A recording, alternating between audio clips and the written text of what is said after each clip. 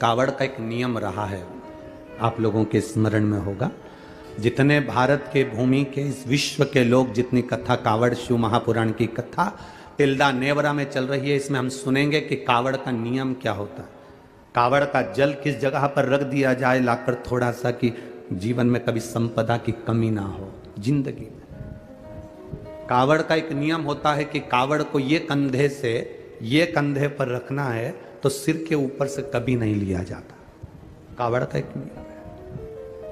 कावड़ को इस कंधे से इस कंधे पर लाना है तो सामने से लाया जाता है, पीछे से लाया जाता है, पर सिर पर से बार कर उसको वापिस नहीं लाते।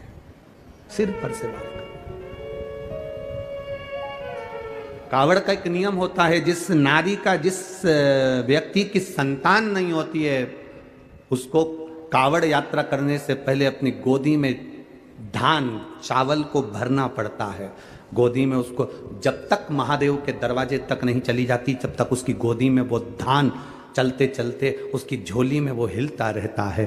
कावड़ का जल उसके कंधे पर रहता है और जब वो कावड़ जिसकी औलाद नहीं संतान नहीं, जब वो कावड़ का जल महादेव को चढ़ाती है तो पहले जल समर्पित करने के बाद फिर चावल के दाने बाबा के उस शिवलिंग पर समर्पित करती है कि बाबा मेरी गोदी में तू यहाँ तक लेकर आया है, ये गोदी खाली मत छोड़ना, मेरी गोदी भर देना, भले 25 साल हो गए।